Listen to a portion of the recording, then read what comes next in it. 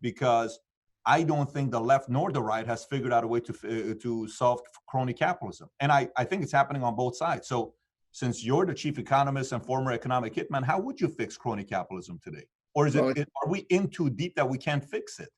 No, I never think we're in too deep. You can't believe that. I think crony capitalism is a reflection of that guy sitting over your left shoulder there with the glasses on and the red necktie. Interesting that he's wearing a red necktie. What do you think that symbolizes? Just kidding. I mean, it's the same reason why this guy's wearing a blue necktie and that guy's wearing a blue necktie. I don't know. What it symbolizes is the fact that this guy's just saying, I'm not wearing any color. I'm just the leader. This is the guy I'm curious about.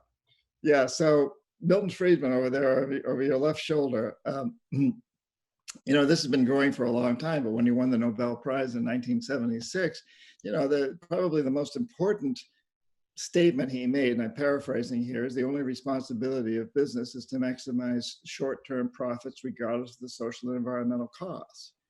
And that really created crony capitalism, if you want to go there, because what it does is it tells every CEO it tells every CEO that you've not only got the right, but you've got the mandate to do whatever it takes to maximize short-term profits, including buying politicians, which now is done legally because they passed the laws to make it legal. But it's still what you're calling crony capitalism, including forming monopolies, monopsonies, and including destroying the very resources upon which your business depends in the long term.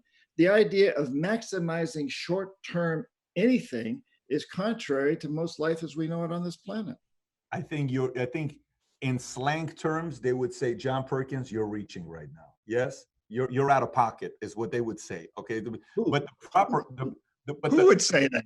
You would say that. Who would say that? But maybe the term that may be making sense is it's a little bit of spinning going on there. The guy said the number one job, meaning like the interpretation was, your job is to make profit. You are not forced to. It's like saying, hey, you better give 10% to church. No, I'm going to choose to give 10% to church. You can't force me to give 10% to church.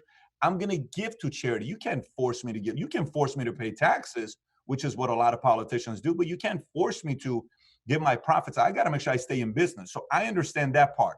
I don't think he was saying go buy politicians. That's not what he was saying. But that's maybe what some people.